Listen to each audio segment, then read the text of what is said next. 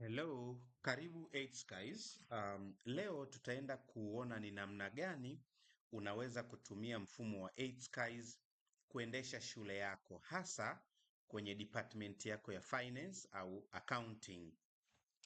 So kwa kuanzia tutaona kwamba je, unapo login kwenye mfumo utaona nini? Kwa hiyo unapo login kwenye mfumo utaona skrini kama hii unayoiona hapa, na hapa tumetengeneza mfano wa faili la shule inaitwa Robert Pre and Primary School. Hii ni shule ya mfano ambayo tutaenda kutumia kuona namna gani tunaweza kumanage transactions zetu mbalimbali za shule. So kwa kuanzia viko vitu muhimu ambavyo unatakiwa kuvifanyia settings kabla hujaanza kurekodi hizo transactions. Kwa hiyo cha kwanza kabisa, hakikisha kwamba wanafunzi wako wamesajiliwa kwenye mfumo. Sasa wanafunzi unawasajili wapi? Kwenye hizi batani za blue huku kushoto, hakikisha unaitafuta hii batani iliyoandikwa customers, nadhani unaiona. Hapa ndipo tunaposajili wanafunzi. Na kwa ajili ya kujifunza tumesajili wanafunzi wa mfano wapatao 35, ambapo ukikliki hii button iliyoandikwa customers utaona listi ya wanafunzi wako kama unavyoona hapa. Sasa tulisome kidogo ili jedwali tuelewe linamaanisha nini. Hii kolamu ya kwanza hapa inaonyesha kwamba mtu yuko level ipi. Kwa kama unavyoona kuna grade 1, kuna grade 2. Ukiscroll kwenda chini utaona zipo grade zingine kama unavyoona kuna grade 4 na kuendelea. Na kolamu ya pili ina majina ya hao wanafunzi. Mwanafunzi wa kwanza ni Belton Allen. Kwa hiyo huyu yuko grade 1 kwa mwaka 2025. Halafu kolamu zinazofuata, kwa mfano kolamu hii hapa ni email address ya huyo mwanafunzi au mzazi. Kuna kolamu ya anwani ya huyo mzazi mwenye huyu mtoto. Lakini pia kuna hizi kolamu imeandikwa receipt, invoices, ambazo so far hazina kitu chochote kwa sababu bado hatujaanza kuwabili hawa wanafunzi. Na ukiangalia huku mwishoni kunaonyesha kuna 0 kwa maana ya kwamba hatujaanza kufanya biashara yoyote na hawa wanafunzi. Lakini hilo ni jambo muhimu sana, kwamba hakikisha kwamba wanafunzi wote wamesajiliwa kwenye mfumo. Kwa hapa tumewasajili hawa kama mfano tu. Somo la namna gani tunasajili hawa wanafunzi litakuwa covered kwenye tutorial nyingine. Kitu cha pili, baada ya kusajili wanafunzi, ambacho unatakiwa kufanya, hakikisha pia umeweka kitu kinachoitwa fee structure. Fee structure, mchanganuo wa ada, hakikisha pia umeusajili. Sasa fee structure tunaisajili vipi humu kwenye mfumo? Kwanza una scroll chini kabisa, hakikisha unaiona hii button imeandikwa settings hapa, then unaiclick hiyo button iliyoandikwa settings. Ukiclick button iliyoandikwa settings, utaona kuna mambo kadhaa hapa kwenye screen yako, lakini wewe tafuta hii sehemu imeandikwa non inventory item. Non inventory item kwa lugha nyingine ni service items, kwa maana ya huduma. Kwa tuna click hapa palipoandikwa non inventory items. Tukiclick sehemu iliyoandikwa non inventory item, tutaona fee structure yetu ya mfano inaonekana kama hivi.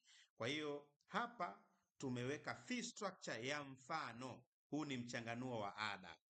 Kwa again tutaenda kulisoma hili jedwali ili tuweze kuelewa linamaanisha nini hili jedwali. Kwa hiyo kama unavyoona tumeanza class 1, class 2, ukiscroll huku chini mpaka class 7 kama unavyoona, na inaonyesha hii ni tuition fee ya temu ya kwanza, kwa maana tumeassume kwamba mwaka tumeugawanya katika terms 4 au kota 4: term 1, term 2, term 3 na term 4. Hizi hapa. Kwa hiyo kwa mfano tuition fee ya temu ya kwanza kwa wanafunzi wa class 1 ni 2,500. Lakini pia tuition fee ya term ya pili kwa wanafunzi wa class 1 pia ni 2,500. Kwa hiyo hivi ndivyo tunavyosoma, lakini kuna ada zingine. Kwa mfano admission fee ni shilingi 50,000. Hii ni kwa wale wanafunzi wapya wanaojiunga na shule, wanalipa admission fee. Lakini tuna transport pia. Nadhani unaona tuna transport ambayo ni shilingi 50,000 pia kwa wale wanafunzi ambao wanatumia school bus, kwa hiyo wanalipia hiyo transport. Kwa hiyo kama unavyoona hii fee structure au mchanganuo wa ada, hakikisha pia umesajiliwa kwenye mfumo. Kwa ajili ya kujifunza tumesajili hii fee structure ya mfano. Sasa namna gani tunaweka fee structure yako humu kwenye mfumo, hilo ni somo pia ambalo tutalikava wakati mwingine, lakini kwa sasa ni vizuri ukaelewa kwamba kuna vitu muhimu vya kuvisajili au vya kuvisetup ili kuiwezesha system iweze kupokea transactions. Kwa hiyo kwanza tulikubaliana kwanza tunaanza kuregister kitu tunachoitwa customers kwa maana ya wanafunzi. Hicho ndio jambo la kwanza kama unavyoona hapo. Alafu pili tuna register fee structure, ambapo tunaenda kwenye hii button iliyoandikwa settings hapa, tuna kliki, then tunatafuta button imeandikwa non inventory item. Ukikliki hapa ndipo utaiona fee structure yako hapa. Okay? Now, kwa sababu tumeweza kusajili wanafunzi pamoja na fee structure, maana yake ni kwamba tunaweza kuanza kutengeneza bills kwa ajili ya kuwapa wazazi ili waweze kulipia ada. Kutengeneza bills au tuseme tunaweza tukaanza kuissue invoices ili tuwape wazazi waweze kulipia ada. Sasa again ukienda hapa juu kabisa kushoto kuna hii button imeandikwa summary. Tukikliki hii button iliyoandikwa summary, nadhani unaona dashboard yetu ina 0 kwa maana hakuna transaction yoyote ambayo tumesha capture. Sasa tutakapoanza kutengeneza bili kwa ajili ya wazazi, mfumo utaanza kukuonyesha taarifa. Kwa hiyo moja kwa moja sasa tutaenda kuona ni namna gani tunatengeneza bili au invoice kwa ajili ya kumpa mzazi alipie ada. Na tukitaka kutengeneza bili au invoice ya kumpa mzazi ili aweze kulipia ada, kwenye hizi button za blue kushoto, hakikisha unaitafuta button imeandikwa sales invoice, hii hapa. Then una click hiyo button iliyoandikwa sales invoice. Then utaona hapa imeandikwa new sales invoice. Una kliki hapo palipoandikwa new sales invoice. Then tunakuja sasa kujaza hii form tunayoiona hapa. Sasa hii form tunaijazaje? Kwanza tarehe. Hii invoice tumeitengeneza lini? Kwa hiyo tutaashumu kwamba hii bili tumeitengeneza tarehe 1 mwezi wa kwanza mwaka 2025, na hapa kulia tunataka kwamba hii bili mpaka tarehe 10 ya mwezi wa kwanza iwe imelipwa. Kwa hiyo tunaweka deadline ya kuwa imelipiwa. Then hapa palipoandikwa customers tunachagua jina la mwanafunzi kwamba hii bili ni ya mwanafunzi yupi. Kwa hiyo tutamchagua huyu mwanafunzi wa kwanza ambaye anaitwa ni Belton Allen, mwanafunzi wa grade 1 mwaka 2025. Tutachagua hivyo. Utaona kwamba baada tu ya kumchagua mwanafunzi na address yake inajijaza yenyewe. Hii ni kwa sababu wakati tunamsajili huyu mwanafunzi tulisajili pia na address ya mzazi wake. Baada ya hapo unashuka huku chini unachagua item kwamba tunambili kitu gani huyu mtu. Kwa hiyo tunachagua kwamba huyu mtu tunamchaji admission fee kwa maana huyu mwanafunzi ni mpya. Utaona ukichagua tu admission fee huku inakuja 50,000. Kwa nini? Kwa sababu hii fee structure au mchanganuo huu wa ada tayari tulishauseti. Kwa hiyo tukichagua tu admission najua ni shilingi ngapi. Then kuna add line hapa chini na click add line ili niweze kuchagua item nyingine ambao this time nitachagua tuition fee kwamba huyu mwanafunzi inabidi alipie tuition fee Again, ukichagua tuition fee utaona inakuja 2,250.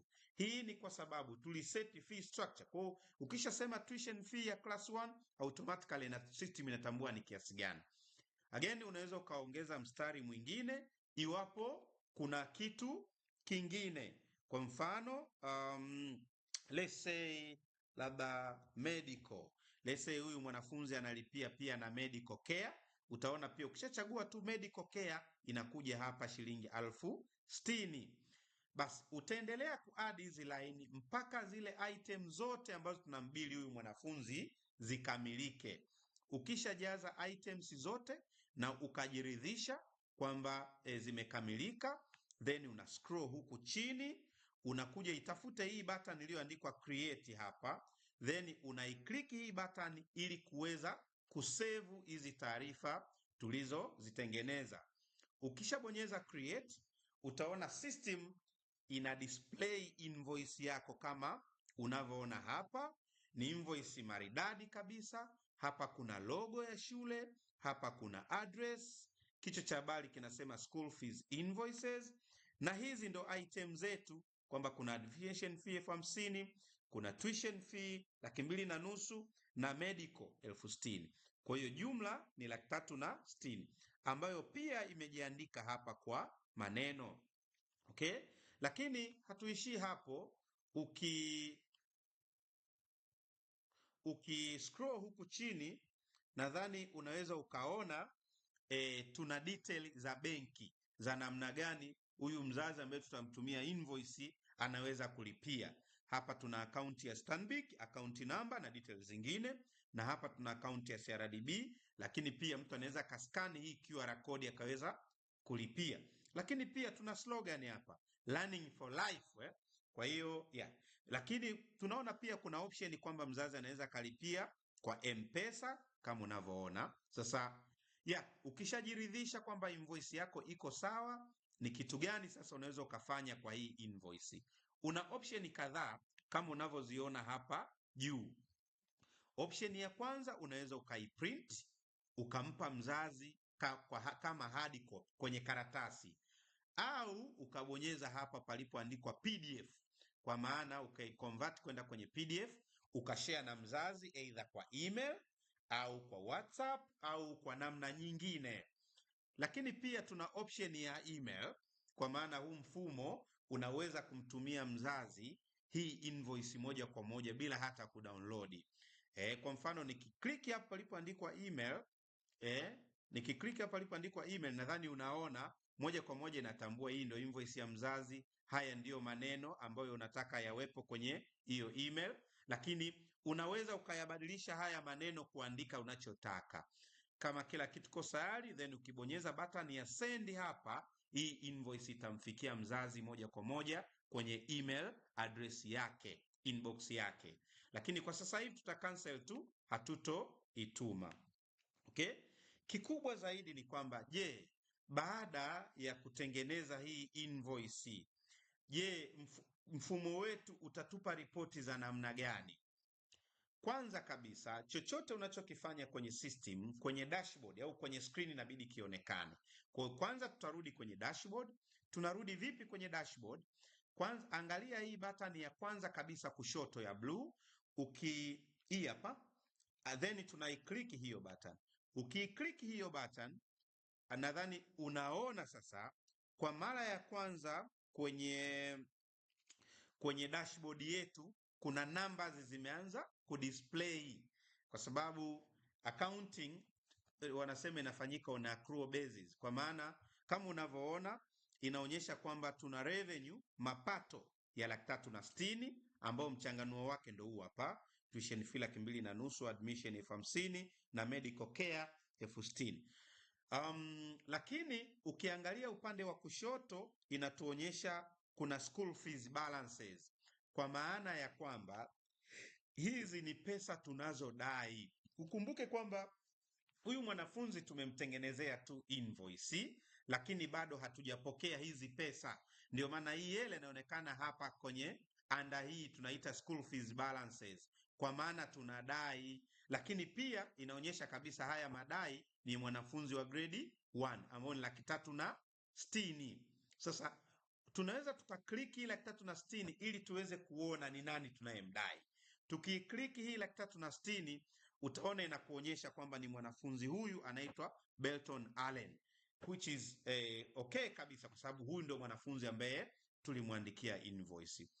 Lakini pia tukija hapa kushoto kwenye button iliyoandikwa customers, hapa wanafunzi, tukiibonyeza hiyo button iliyoandikwa customers, nadhani unaona wanafunzi wengine wote wana balance ya 0 hapa kwenye hii heading iliyoandikwa account receivable. Wengine wote wana 0, ila huyu mwanafunzi anaitwa Balton inaonekana kwamba tunamdai yeye shilingi 360,000. Kwa nini? Kwa sababu tayari tumeshamwandikia invoice yake.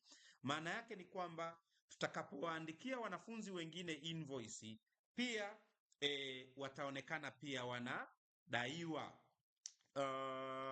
Lakini pia tukiangalia kwenye hizi button za blue kushoto, kuna hii button iliyoandikwa sales invoices hapa. Tukibonyeza hii button iliyoandikwa sales invoices, nadhani unaona kwamba inaonyesha kwamba tuna invoice hii moja tu ya huyu bwana Balton, ambayo amount yake hii hapa na balance ni hiyo hiyo, na inaonyesha kwamba iko overdue, kwa maana hii invoice muda wake wa kulipwa umepitiliza.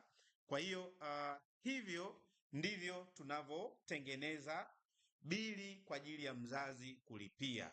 Kwa hiyo sasa, kwa sababu tumeshaona namna gani tunatengeneza bili, tutaenda kutengeneza bili zingine mbili za wanafunzi wawili au bili tatu za wanafunzi watatu tofauti, ili tuweze kuona jinsi inavyoonekana ripoti zetu mbalimbali.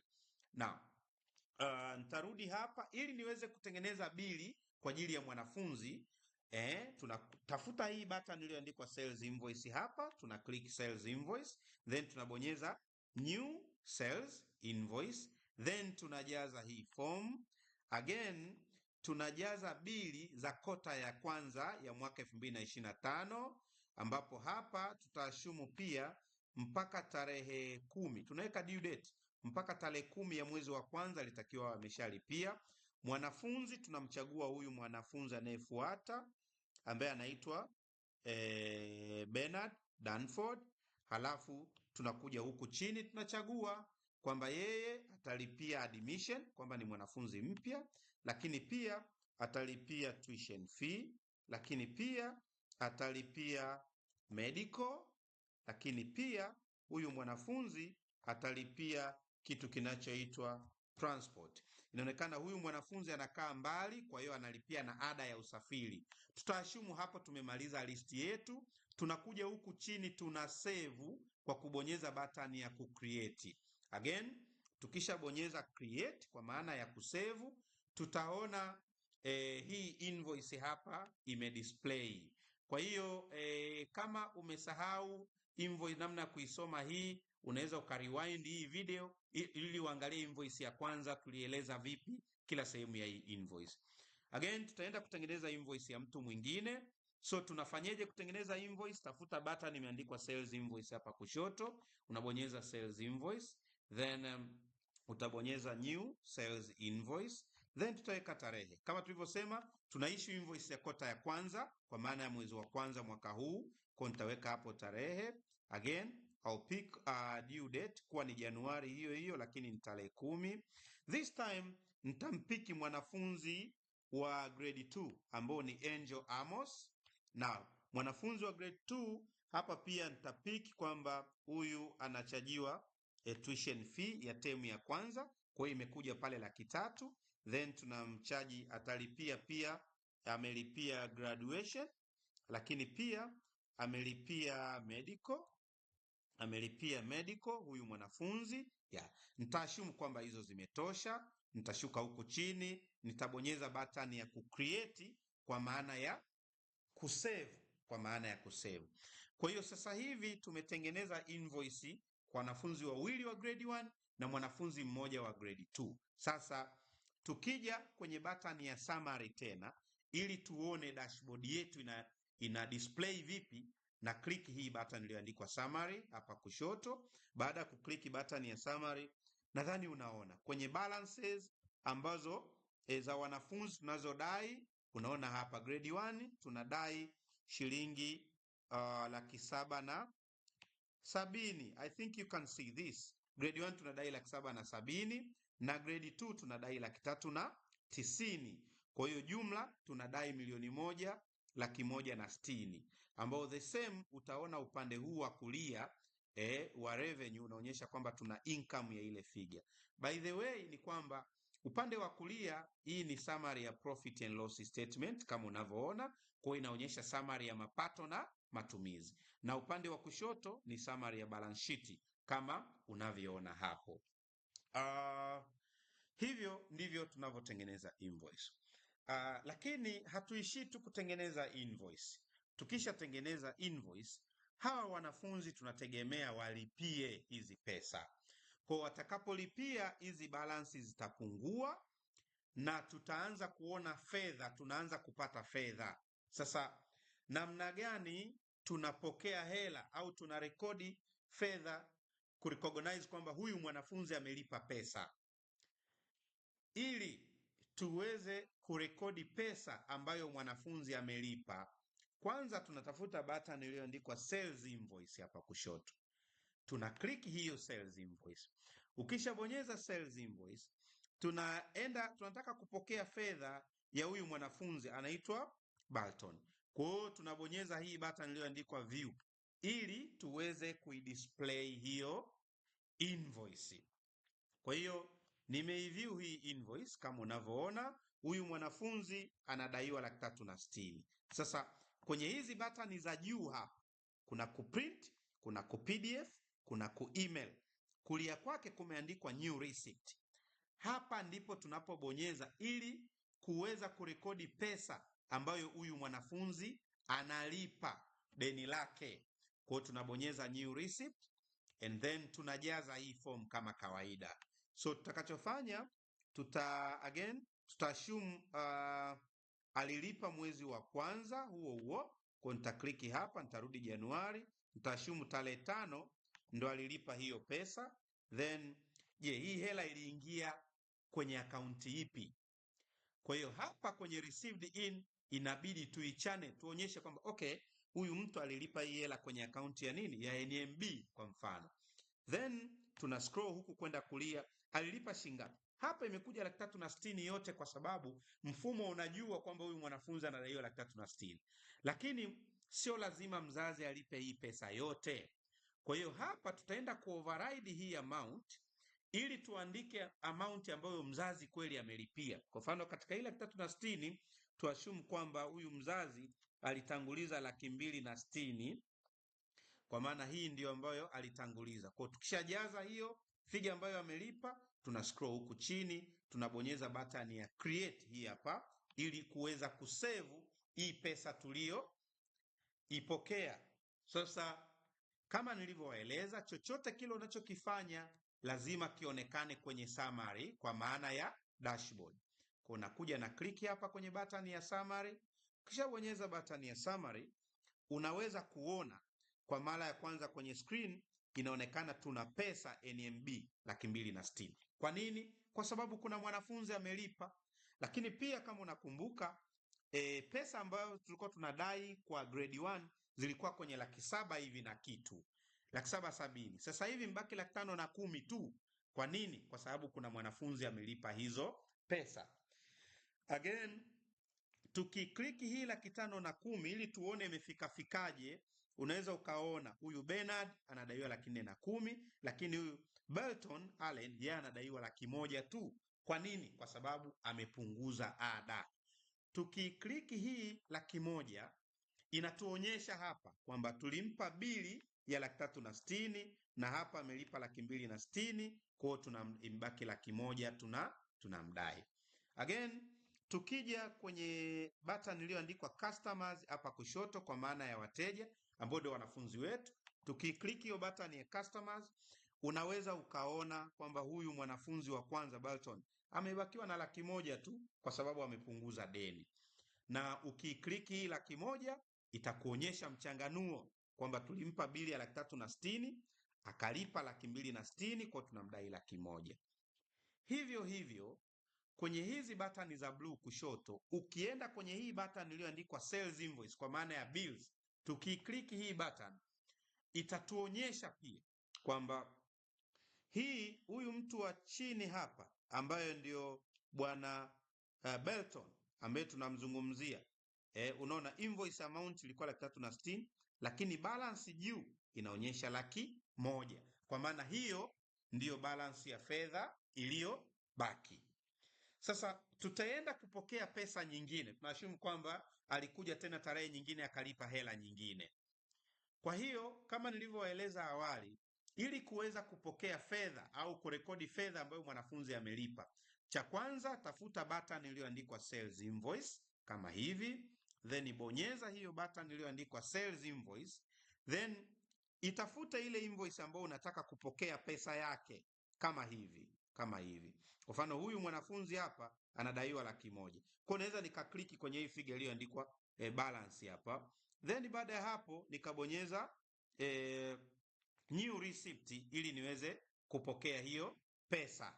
Na hapa tarehe ngapi huyu mtu amelipa hii pesa? Again, nitashumu ilikuwa ni mwezi wa kwanza huo, lakini kwenye tarehe 23. Hii hela imeingia kwenye akaunti gani? Hii sasa hivi alilipa CRDB. Alilipa shilingi ngapi? Again, tuashumu hakulipa hii hela yote 100,000. Tuashumu alilipa 75,000. Kwa nitaandika hapa 75,000 ndio pesa ambayo huyu mzazi alilipa. Ukishajaza kila kitu kimekamilika, unakuja huku chini unabonyeza button ya create ili uweze kusave hizo changes ulizozifanya. Again, tukirudi kwenye summary kwa maana ya dashboard, utaona kwamba sasa hivi tuna fedha CRDB tuna 75,000 na NMB ngoja nizi highlight hapa ili muweze kuziona. Tunazo hizi fedha kwamba NMB tuna 260,000 lakini CRDB tuna 75,000 tu, kwa sababu tumepokea hizo hela na huko ndiko zilikokuwa zimewekwa.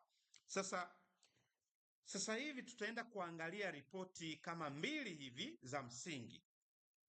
Na ukiscroll huku chini kabisa, hakikisha unaitafuta hii button iliyoandikwa reports. Hapa ndio utapata ripoti zote za kwenye huu mfumo. Kwa unabonyeza hapa button iliyoandikwa report. Unaona ripoti ziko nyingi hapo, lakini sisi kwa sasa tutaenda kufocus kwenye ripoti chache tu. Ya kwanza tutafocus kwenye hii ripoti iliyoandikwa customer summary. Hii hapa. Hii ndio ambayo tutaiangalia. Kwa tunabonyeza button imeandikwa customer summary, then tutatengeneza new report. Sasa mfumo unakuuliza unataka ripoti ya kuanzia lini mpaka lini. Kwa kama kawaida, maybe nataka ripoti ya kuanzia tarehe 1 mwezi wa kwanza labda mpaka leo, then unakuja una create hapa. Hii ndiyo ripoti yetu.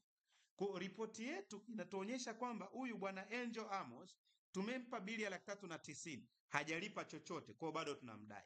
Bwana Belton Allen yeye tulimpa bili ya 360,000, amelipa 335,000, kwa hiyo deni lake limebaki shilingi 25,000 tu. Huyu wa chini bwana Bernard yeye tulimpa bili ya 410,000, hajalipa chochote, kwa hiyo bado anadaiwa the same amount. So hii ripoti ni muhimu, inaitwa customer summary. Inakuonyesha summary ya wanafunzi wote na ni kitu gani anachodaiwa. Kwa hiyo katika jumla ya bili zetu tulizotoa kwa wanafunzi wote ilikuwa 1,160,000 na ikalipwa 335,000. Kwa hiyo ina maana hela ambazo tunadai huko nje ni 825,000.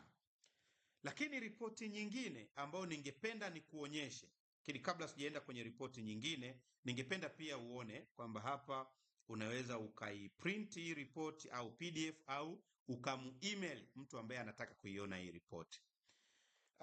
Ripoti ya mwisho ambayo nataka kukuonyesha kwenye somo letu la leo inaitwa Customer Statement Transaction.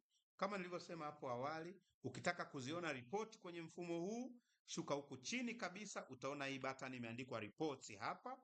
Ukikliki button iliyoandikwa reports, utaona ziko ripoti za aina nyingi, lakini kwa sasa hivi nataka tuone hii ripoti inaitwa Customer Statement Transaction.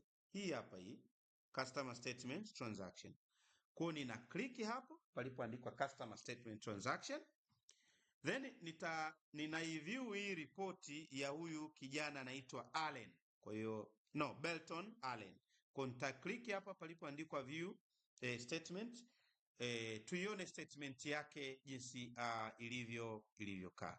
Kwa kama unavyoona, hii ndo statement ya bwana Belton. Huyu Belton tulimpa invoice ya 360,000 kama unavyoona, tukawa tunamdai hiyo figa 360,000. Lakini mnamo tarehe 5 ya mwezi wa kwanza alilipa 260,000, kwa deni likapungua hadi 100,000. Mnamo tarehe 23 ya mwezi wa kwanza tena huyu mtu alilipa shilingi 75,000, kwa deni tena likapungua kutoka 100,000 iliyokuwa imebaki mpaka shilingi 75,000. Kwa hiyo kadri unavyopokea fedha za huyu mwanafunzi na kumtengenezea invoice nyingine, mfumo utakuwa unakutengenezea statement kama hii, ambayo pia unaweza ukaiprint au ukaipeleka PDF au ukatuma kama email kwa mzazi kwa kukliki tu hichi kitufe cha email, and then ukisha click kitufe cha email unaweza ukaandika chochote unachotaka hapa, then ukasend ikamwendea. For now we are going to ignore this one. So hilo ndilo somo letu kwa video hii, ambalo tumejifunza mambo kadhaa, kwa maana tumeona kwamba kuna vitu vya msingi ambavyo unatakiwa uvisajili au ufanyie setup kabla hujaanza kutengeneza zile bills au invoices za wanafunzi, ambapo cha kwanza tuliona kwamba lazima uweze kusajili wanafunzi wako customers hapa, ambao tukikliki tunawaona. Lakini cha pili, uweke kitu kinachoitwa fee structure au mchanganuo wa ada, ambao tunaupateje? Kwenye hizi button za blue huku chini. Ukiscroll huku chini kuna hii button iliyoandikwa settings hapa, una click settings, then unaitafuta button nyingine hii hapa iliyoandikwa non inventory item. Ukikliki huku ndiko inakopatikana fee structure yako. Hivyo vitu viwili ukisha kuwa umevitengeneza humu kwenye mfumo, kwa maana umesajili wateja pamoja na fee structure, then uko tayari kwa ajili ya kuwatengenezea bili wanafunzi au sales invoices, ambapo utakuja tu hapa kwenye sales invoices, then utaklik new sales invoice, then utaweza kutengeneza invoice zako kwa kujaza hii form. Now turudi kwenye summary. Hii ndiyo summary yetu kama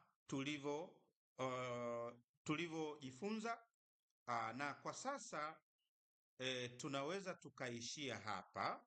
Tukutane kwenye somo lijalo, ambapo sasa tutajadili kwamba okay, tumeshajua namna ya kumbili mwanafunzi, kupokea fedha anapolipa na kuona ripoti mbalimbali ikiwemo statement ya mwanafunzi, customer summary na vitu kama hivyo. Sasa somo lijalo tutaenda kujifunza namna ya kurekodi matumizi mbalimbali kwenye taasisi ya shule.